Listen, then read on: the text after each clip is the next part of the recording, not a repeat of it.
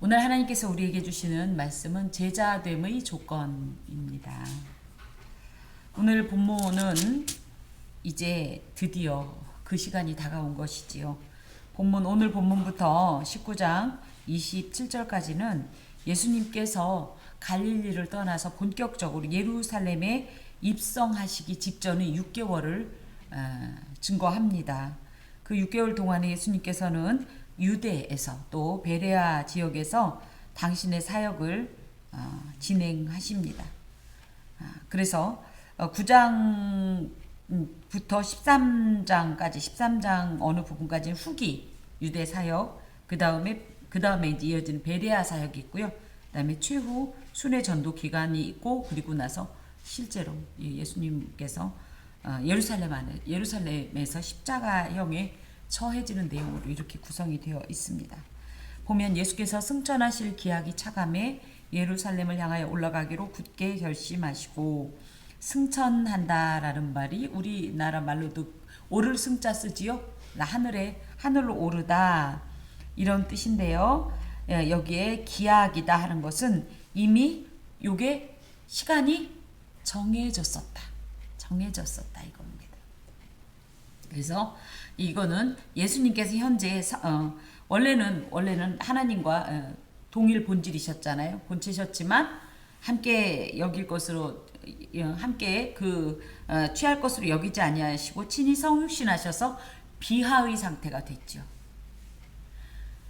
예수님께서 원래 계셨던 자리가 이 자리라면 지금 이렇게 내려오신 이 자리를, 성육신의 자리를 비하의 자리라고 합니다. 낮춰지신 거예요. 내려지신 거예요. 그러고 나서 승귀라고 해서 승귀, 오를 승자하고 귀가 돌아갈 기. 그래서 원래 자리로 돌아가시는 거죠. 요 시간이 가까웠다는 걸 예수님께서 아시고 계신 거죠. 이렇게 예수님께서 이 시간이 차 같다는 것을 인식했다라는 것은, 즉 예수님도 당신의 성육신의 목적 즉 사명의 완수의 시점을 아셨고 그것을 향하여서 달려가야 된다라는 것도 인식하신 상태라는 거죠. 특히 여기를 예수님께서 죽으실 기약이 차갔다라고 해도 틀린 말이 아닌데 굳이 승천이란 말을 한 것은 예수님의 고난과 죽음은 우리처럼 그렇게 우리가 일방적으로 알고 있는 단절이 아니라 예수님의 귀한 모든 사역과 존재의 가운데 한 부분이라는 거예요. 예수님의 죽음이.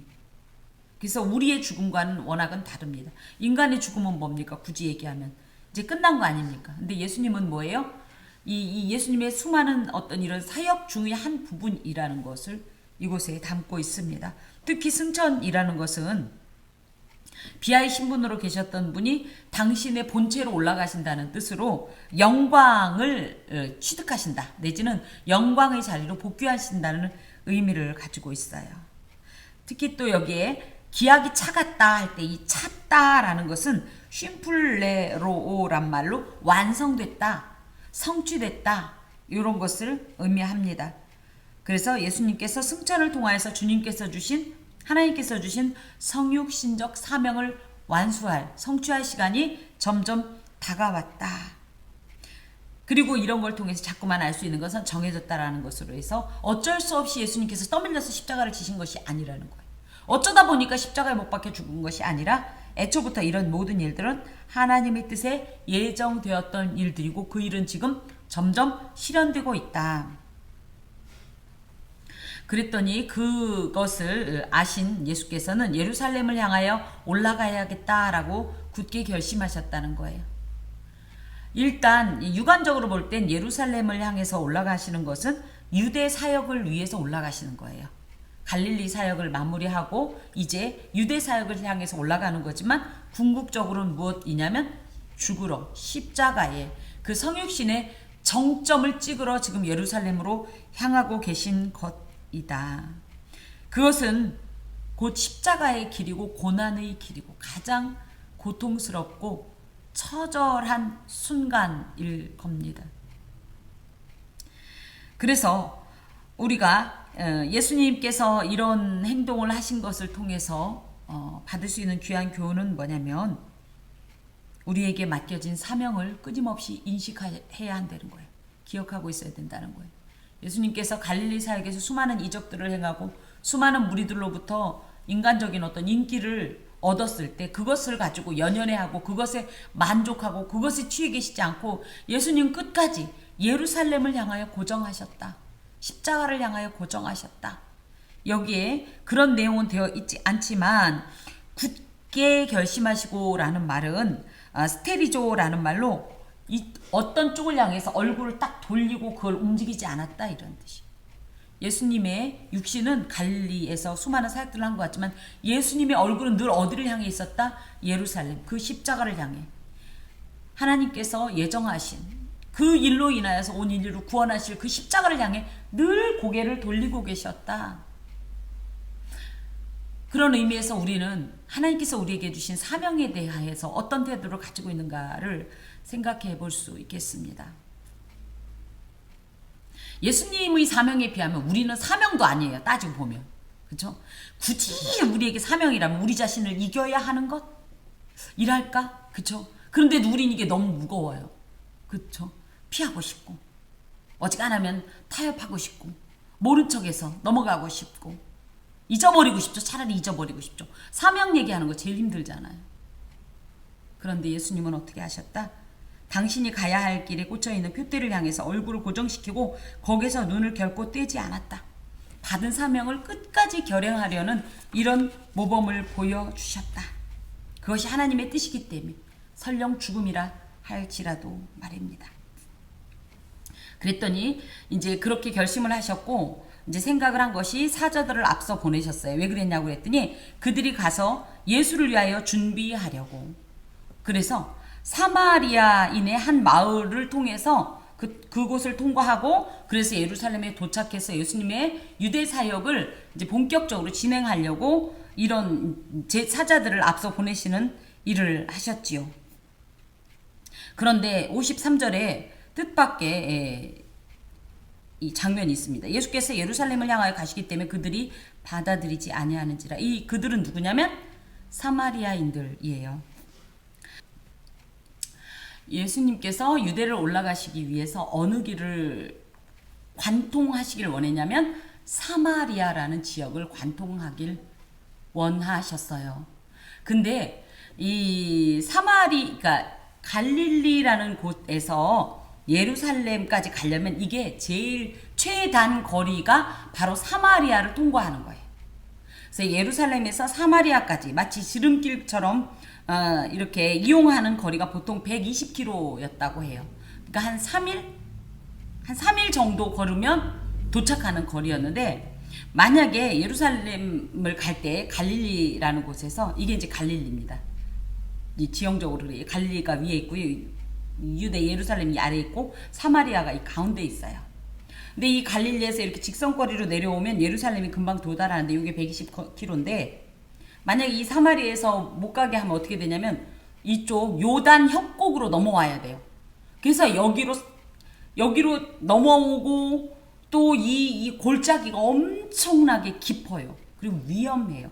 도적대도 많고 강도들이 많아가지고 굉장히 위험한 이 길로 내려오다가 여기가 예루살렘이면 여기가 산지예요. 산지. 절벽같이. 그래서 이 산지를 다시 타고 이렇게 해서 예루살렘을 가야 돼요. 물론 거리상으로는 한 20km가 한 40km가 추가되는데 만만치 않은 거리예요. 그러다 보니까 그 당시에 많은 사람들이 이 사마리아를 통과하고 싶어 했어요. 또 통과를 많이 하기도 했어요. 그런데 이들이 여기에 나온 게 그거예요. 예수께서 예루살렘을 향하여 가시기 때문에 만약에 사마리아를 통과하는데 예루살렘을 향해서 가신 것이 아니라 다른 곳을 가셨다면 통과해 줄 수도 있었다는 그런 뉘앙스를 얻게 되죠. 이게 왜 그러냐 할 때 우리가 이 사마리아인들의 이 유대 사람들과의 이 역사적 트라우마 그걸로 인해서 불화와 이 반목에 대한 배경을 알아야 합니다. 첫 번째, 이 사마리아는 누구냐면요. 원래 이스라엘 사람이에요. 그런데 다만 남북 분단 국가잖아요. 그래서 남유다, 그래서 이 유다 지파와 베냐민 지파는 이 남유다에 예속되고 나머지는 다 10지파가 북이스라엘에 해당이 되는데 이 북이스라엘이 BC 712년 정도에 하여튼 700년대에 아수르라는 나라에 의해서 멸망했어요. 그러면서 이 아수르에서 이 북이스라엘에게 행했던 아주 악한 정책이 뭐냐면 바로 혼혈 정책이에요. 그래서 아수르 사람들이 여기 들어와서 그리고 이스라엘 그 사람들은 데리고 가서 막 핏줄을 섞어버린 거예요. 이 남유다에서 생각할 때는 이들이 그래서 어떤 존재가 됐냐면 혈통적으로 너무 이 오염되고 그죠 섞였기 때문에 거기에다 대고 이들을 그래서 인정을 안 한 데다 대고 또 아니 그러다 보니까 또 그랬겠지만 이들이 결국은 이 순수한 여호와 신앙을 저버리고 이 소위 사마리아라고 하는 사람들이 이방 종교를 받아들인 것 때문에 남유다에서는 사마리아인들을 아주 시쳇말로 더러운 어떤 그런 혈통이라고 생각했습니다. 그래서 어떤 역사가 있었냐면 느헤미야와 스룹바벨이 제2성전을 재건하게 됐을 때 사마리아 사람들도 야 우리도 성전 건축하는데 좀 우리도 좀 하고 싶다 이랬더니 이 유대인들이 더러운 손을 어디다 보태냐 됐다고 우리끼리 한다고 이런 일이 있었어요. 그것 때문에 사마리아인들은 엄청나게 상처를 받았었습니다. 그러다가 이제 사마리아인들도 어찌됐든 말은 사마리아인이라고 하지만 그러니까 이스라엘의 후손이잖아요. 그러니까 계속적으로 여호와 신앙을 갖고자 했어요. 그런데 온전한 여호와 신앙을 가진 건 아니지만 그들도 어찌됐든 신앙을 유지하고자 유대의 이 정통성을 계승하고자 하는 예루살렘에 세워진 성전에서는 이들이 받아들여지지 않고 자기들은 종교생활, 신앙생활을 해야 되겠고 그래서 어떤 일이 있었냐면 요한복음 4장에 보면 그 수가성의 여인이 그러잖아요. 야 우리는 여기 그리심산에서 예배한다. 어디서 예배드리는 게 맞냐 이런 얘기 하잖아요. 그리심산에다가 자기들만의 성전을 이 건립을 한 사건이 있었습니다. 그걸 보고 또 남유다에서는 더욱더 너희들은 아주 남이다. 이러면서 그저 남이 아니라 그저 이방 족속이 아니라 서로 치를 떠는 그런 사이가 됐습니다. 그랬는데 그러니까 이들에게 뭐가 남아있어요? 종교적 트라우마가 있는 거야. 사마리아인들은. 예를 들어 장사하러 예루살렘을 간다. 이런 건 받아들여 주겠다는 거예요. 근데 하필이면 예수님께서 예루살렘으로 간다라는 뜻은 종교 행사를 치르러 종교적인 이유로 이 나라를 관통해 내가 그 꼴은 못 보지 지금 이렇게 했다라는 거예요. 이 사람들은 정말로 종교적인 이런 피해 의식으로 말미암아 예루살렘 성전의 종교 행사에 참여하기 위해서 그 지역을 통과하는 모든 갈릴리 유대인들을 못 지나가도록 통과를 허용하지 않았고요. 만약에 그런데도 그것을 무시하고 사마리아 관내로 들어갔다가 살해를 당할 정도로 살인을 서슴지 않을 정도로 이 정도로 사마리아인들과 이 유대인들의 반목과 지시가 아주 심각한 상태였습니다. 그런데 예수님은 이걸 모르셨나요? 그죠? 근데 예수님 왜 이러셨을까요? 만날 사람이 있었어? 아 그게 알고 보니까 수가성의 여인 이렇게 되는 거죠. 저는 그런 생각합니다. 우리가 이렇게 저건 아닐 거야. 하나님이 저 사람 버렸을 거야. 맞습니까? 하나님은 사마리아 버렸어. 맞습니까? 예수께서는요. 그러니까 요한복음 4장에 있는 거예요. 예수님께서는 누구도 하나님의 구원의 가능성에서 열외시키지 않습니다. 네. 그리고 또 한 가지 예수님께서 이 사마리아 사람들을 아예 멸시했다면 사람들 먼저 보내서 얘기할 필요도 없는 거예요. 그런데 예수님은 그래도 비록 혈통적으로 순수성을 유지하지 못했고 종교적으로도 많이 변질되고 타락됐지만 그럼에도 끝까지 그들을 배려하고 끌어안으려 하는 어떤 이런 모범을 이런 행동 속에서 보였다고 생각을 합니다. 그랬더니 그 모습을 보고 제자 야고보와 요한이 주여 우리가 불을 명하여 하늘로부터 내려 저들을 멸하라 하기를 원하시나이까? 이제 두 형제가 한성질을 하는 거예요. 한성질하는 거예요. 그래서 오죽하면 마가복음엔 이 사람들이 이렇게 성격이 우락부락한 걸 갖다가 예수님께서 별명을 지어준 게 보아너게 우리의 아들이다. 천둥처럼 그 자신의 성품을 이기지 못하는 존재다. 이렇게 할 정도로. 그래서 이들이 했던 말이 아주 독특한데 불을 내려 하늘로부터 그러니까 불을 명하여 하늘로부터 내려 저들을 멸하라 하기를 원하시나이까. 이 말 속에는요, 이 야고보와 요한이 불과 얼마 전에 어떤 일이 있었냐면 변화산상에서 누구를 봤어요? 엘리야를 봤죠. 그러니까 엘리야를 봤기 때문에 엘리야, 저 사람이 누구냐? 바알을 섬기는 그 바알 숭배자들과 갈멜산에서 한판 붙어갖고 여호와의 불이 내려서 그 역사를 이룬 사람 아니냐? 이게 있었을 거란 말이죠. 그러면서 마치 엘리야가 행했던 것처럼 그렇게 우리도 좀 해봅시다. 이럴 때 믿음이 얼마나 좋은지. 예수님은 그렇게 하실 수 있습니다. 이런 뜻이에요. 그런데 이것은 예수님께 대한 과도한 충성심으로 하나님께서는 이들이 생각하는 사마리아인들을 원수로 여기고 그러니 원수를 불로써 무작위하게 태워버리려고 하는 그런 세속적인 생각을 전혀 지지하지 않고 원하지도 않으시는 거죠. 근데 이들은 그것이 당연하다고 생각했어요. 예수님의 마음과 다른 거예요. 예수님 끝까지 사랑하시니라. 누구라도 사랑하시니라. 하지만 이들은 어떻게 생각했어요? 쟤들은 구원받지 못할 자들이다. 저주받은 자들이다. 하나님 나라에서 열애자들이다. 이렇게 생각을 하면서 그들을 함부로 원수 삼아서 이런 말을 한 것이지요. 예수님은 이런 이들에게 마태복음 5장에 보면 원수를 사랑하라는 말씀을 하십니다. 그리고 예수님은 요한복음 12장에 보면 예수님께서 오신 것은 세상을 심판하기 위해 오신 것이 아니라 구원하기 위해 오셨다고 말씀하셨는데도 이들은 이런 주님에 대한 인식도 제대로 갖춰지지 않고 이해도 없고 오로지 인간적인 생각과 판단대로만 행하려고 하는 이런 과도하고 무지한 충성심으로 말미암아 주님의 의도와 정반대로 행동하게 됐습니다. 이런 모습 속에서 우리가 얻을 교훈이 뭐냐? 우리 또한 마찬가지죠. 우리는 우리의 열심에 그렇죠? 우리의 어떤 충성심에 근거하여서 하나님 앞에 일방적으로 무언가를 하지만 그것이 과연 주께서 기뻐하시는 일이고 주께서 원하시는 방향인가를 생각해 볼 필요가 있다라는 거죠.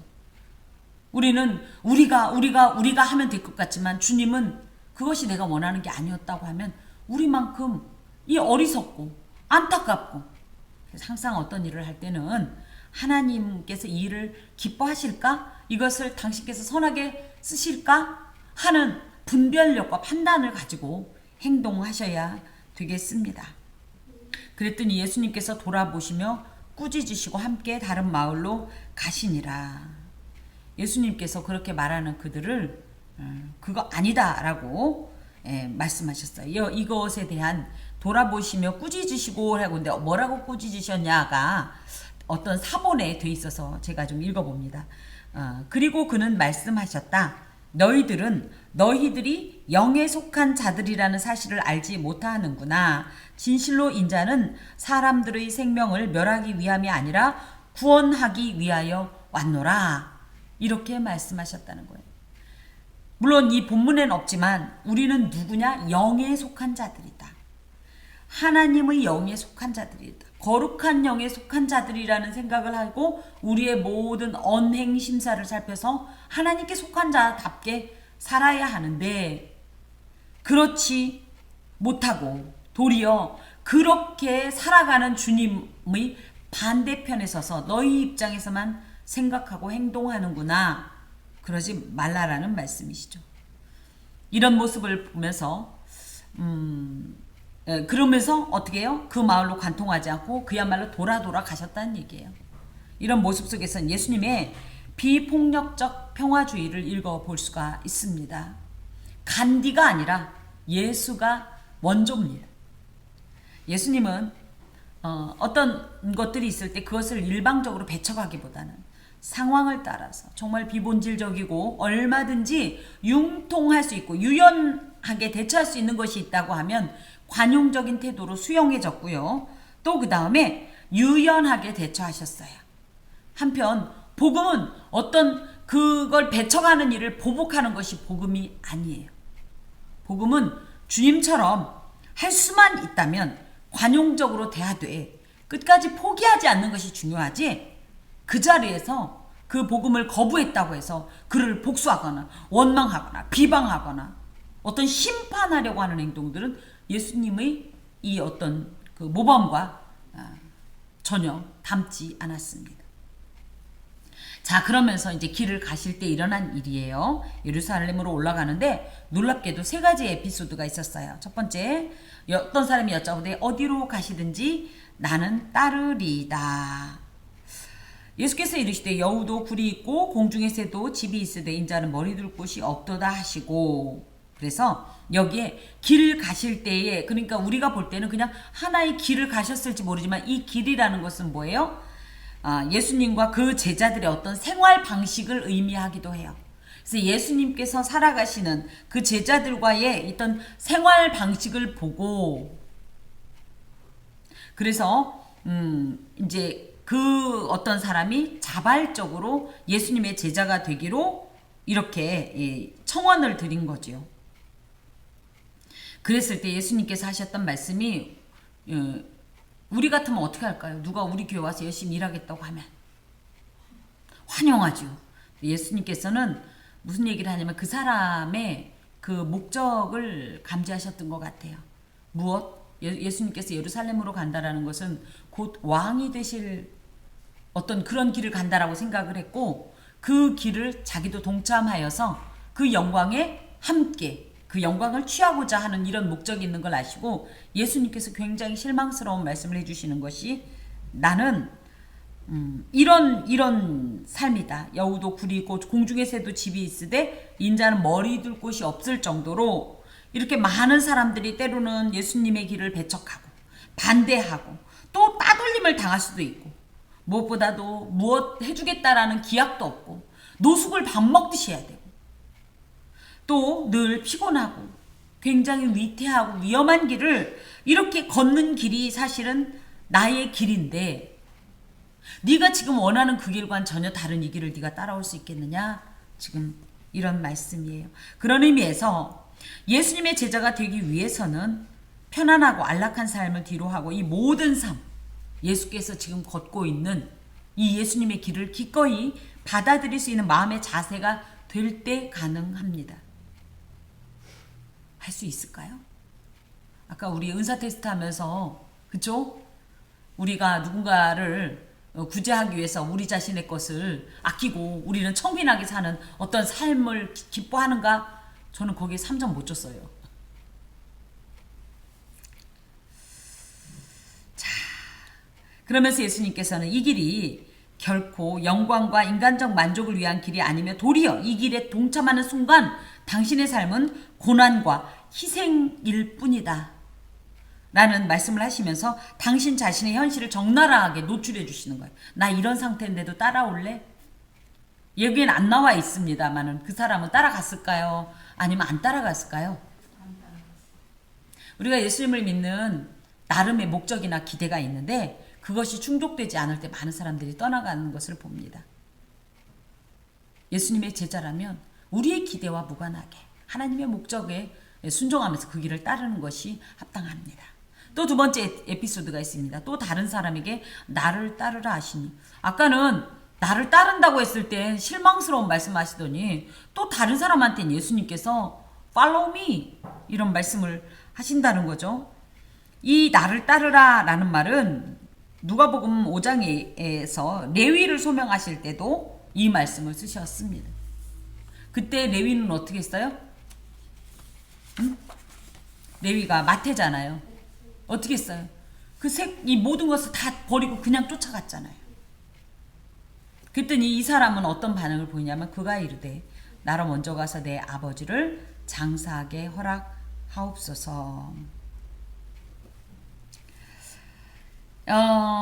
자신의 우선, 여기 보면 나로 먼저 가서가 아니라 먼저 내가 이 일부터 하고 오겠습니다 이런 뜻이거든요.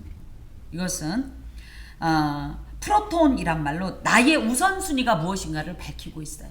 나의 우선순위가 뭐예요? 예수님을 따르는 것이 아니라 자신의 아버지를 장사하는 것이라는 거예요. 그래서 영적인 하나님의 일보다 육적인 유익을 위해 세상 일을 먼저 앞세우는 사람의 어떤 표본으로 이 또한 주님의 제자로서 결코 합당치 않다. 방금도 언급한 것처럼 예수님께서 당신의 제자들을 부르실 때는요. 이렇게 그죠? 당신께서 신적 명령으로 나를 따르라 하기도 하고요. 또 어떤 이는 스스로 따라가겠다 이렇게 얘기도 합니다. 누구는 예를 들어 당신 하나님께서 당신을 혹시 부르셨습니까? 그럼 아이고 한 번도 듣지 못했는데요.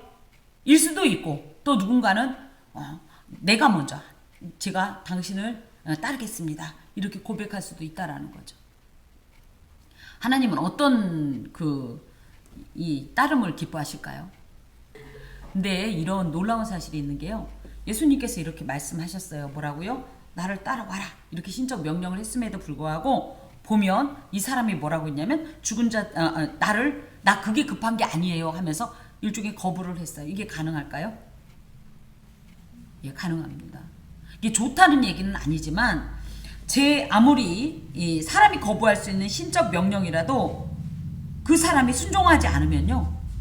주님은 그것을 강압으로 강제하진 않습니다. 그 대신 끊임없이 부르십니다. 계속적으로 부르십니다. 우리가 생각할 때 한 번 부르셨을 때 거부하면 누구 말대로 그죠? 길을 꺾어서라도 메고라도 가실 줄 아는데 그건 아니에요. 그런데 잠을 못 잘 정도로 밥을 못 먹을 정도로 생활을 못 할 정도로 날마다 별걸로 다 부르십니다. 그래서 안 따라올 수가 없는데 그런데도 끝까지 안 따라오는 사람들도 진짜 있더이다. 누가 대단한지 모르겠지만 어찌됐든 그러므로 우리에게 하나님께서 이렇게 사명을 주셨을 때 그것을 기꺼운 마음으로 감당을 하는 것이 좋겠습니다. 우리가 끝까지 거부하면 하나님은 그것을 다른 얘기로 옮기시지요. 그렇지만 결코 복된 삶은 아닙니다. 여기에 우리가 생각할 때 이 말이 맞잖아요. 만약에 아버지를 장사 지내고 따르는 게 맞잖아요. 그래서 이것에 대해서 많은 사람들이 그럽니다. 진짜 아버지가 돌아가셨을까? 그래서 아버지가 만약에 돌아가셨는데 예수님이 이렇게 부르셨다고 할 것 같으면 예수님은 누구예요? 그죠? 인륜의 도까지도 저버리는 일종의 해괴망측한 분일 수 있어요. 우리나라도 그 어떤 것보다도 장례를 그저 특히 부모의 장례를 크게 여깁니다. 유대인들도 장사 기간을 보통 7일로 잡고요. 장례식 참석은 자식된 자의 가장 중요한 의무입니다. 심지어 유대의 관습을 수록해둔 규례집에 의하면 장례는요, 심지어 모든 성전 예배나 절기 그리고 할례 의식의 준수보다도 앞서고 장례가 있을 때 그 모든 것을 뒤로 미룰 수 있고 심지어 성전 예배조차도 통과할 수 있을 정도 이렇게 장례를 귀히 여기는 이런 관습이 있는데 예수님께서 이것에 대해서 모르실 리도 없고 이렇게 말씀하신 것으로 봐서 아마 이 사람의 아버지가 진짜 죽은 건 아닐 거다. 이 말 속에는 어떤 뜻이 있냐면 주님 제가 따라가고 싶은데 아버지가 많이 연로하시거든요. 곧 우리 아버지가 돌아가실 것 같아요. 그럼 아버지가 돌아가신 다음에 그때 따라갈게요. 이렇게 얘기했을 거라는 거죠. 그런데 이 말 속에는 어떤 의미가 있냐면 정말 부친에 대한 지극한 효심보다는 예수님의 제자로서의 삶이 고단하기 때문에 그렇죠. 핑계를 대고 있는 것 같다라는 얘기죠.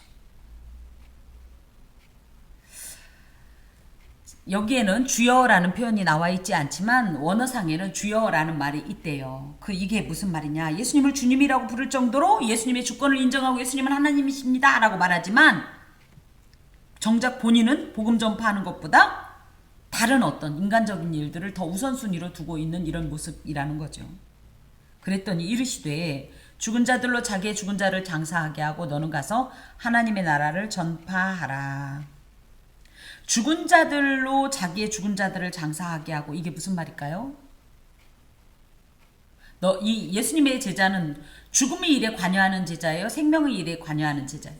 그쵸? 그래서 이 죽은 자들로 자기의 죽은 자들을 장사하게 하고라는 표현에는 이미 영적으로 죽은 자들이 그 죽음의 일을 하게 하고 너는 생명의 길로 가라 이런 뜻이라고 이해를 하면 되겠습니다. 그래서 하나님 나라를 전파하기 위해 예수의 제자가 되기로 결단한 사람은 육적인 일보다 우선순위를 영적인 일에 두어야 한다 이겁니다. 실제로 하나님께서도 우리는 육적인 일이 다급해요. 맞죠? 내가 지금 죽겠고, 내가 배고프고, 내가 졸리고, 내가 피곤하고, 내가 약하고, 내가 힘겨운데요. 정작 하나님은 그런 육적인 필요보다 우리의 영적인 상태와 필요를 더 집중하시고 그것부터 채우셔요. 그래서 영적인 것이 해소되고 영적인 것이 충족이 될 때 육적인 것은 자연스럽게 따라옵니다. 우리가 그 순위를 알아야 해요. 자, 또 다른 에피소드가 있어요. 또 다른 사람이 이르되 주여 내가 주를 따르겠나이다마는 나로 먼저 내 가족을 작별하게 허락하소서. 이것도 또 마찬가지입니다. 마음은 굴뚝 같은데 이런 얘기예요.